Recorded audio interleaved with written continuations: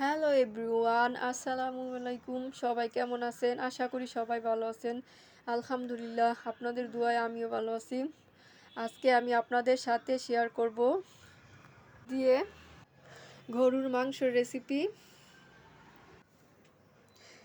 এই তো এখানে আমি 1.5 কেজি গরুর মাংস নিয়েছি, আর সাথে কিছু চর্বি নিয়েছি। চর্বি সহকারে ডাল রান্না করলে খেতে খুব টেস্ট হয়, সো আমি কিছু চর্বি নিয়েছি। আর এখানে হাফ কাপ মুগ ডাল ভেজে আমি ভিজিয়ে রেখেছি। দেন এখানে আমি পেঁয়াজ কুচি নিয়েছি।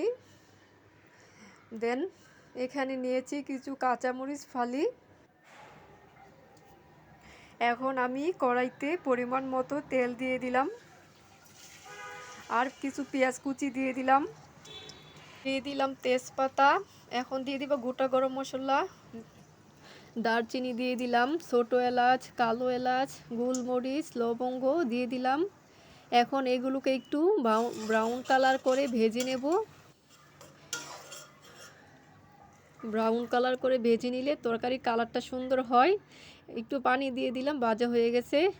1.5 চামচ হলুদের গুঁড়া দিয়ে দিলাম, 2 চামচ মরিচের গুঁড়া দিয়ে দিলাম, 2 চামচ জিরার গুঁড়া দিয়ে দিলাম।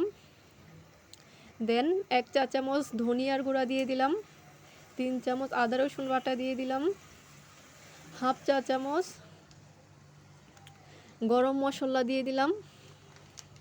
এখন মশলাটা 5 মিনিট কষিয়ে নেব। এই তো মশলা কষানো হয়ে গেছে, এখন মাংসগুলো অ্যাড করলাম। এখন একটু ঢেকে দেব। 1 চামচ লবণ দিয়ে দিলাম।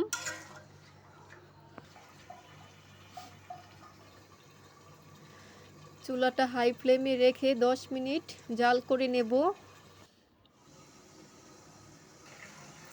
এই তো 10 মিনিট পর এখন একটু নেড়ে দেব।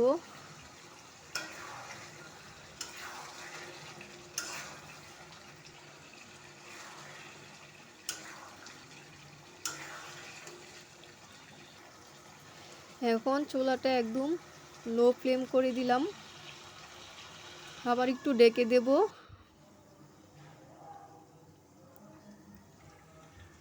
দেন ঢাকনাটা নামিয়ে নিলাম, এখন আবার একটু নেড়ে দেব। সো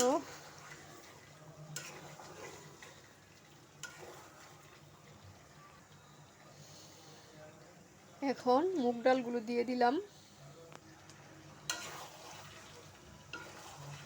আরও 5 মিনিট কষিয়ে নেব। দিয়ে দিলাম কিছু পেঁয়াজ কুচি, এখন ঢেকে দেব।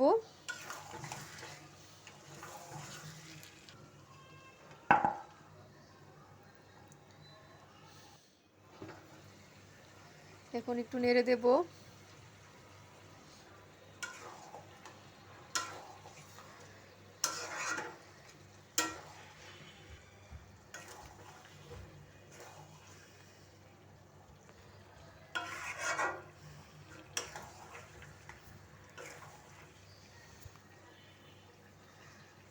সো কষানো হয়ে গেছে, এখন আমি ঝোল দিয়ে দেব।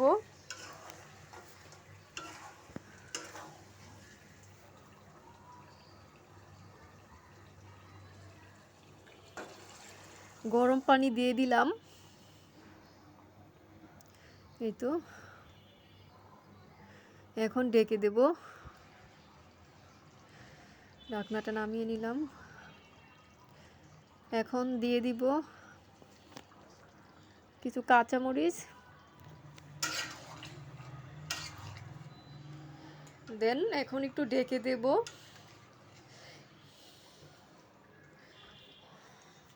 ঢেকে দিলাম, এতে করে কাঁচামরিচের স্মেলটা মাংসতে আর ডালে ছড়াবে।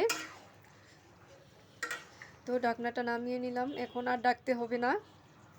5 মিনিট পর নামিয়ে নেব। এই তো আলহামদুলিল্লাহ, আমার রান্না কমপ্লিট। এখন নামিয়ে নেব। যদি আমার রেসিপিটা আপনাদের কাছে ভালো লাগে তাহলে একটা লাইক, কমেন্ট, শেয়ার আর আমার পেজটা ফলো করবেন। সবাই ভালো থাকবেন, সুস্থ থাকবেন। আল্লাহ হাফেজ। আসসালামু আলাইকুম।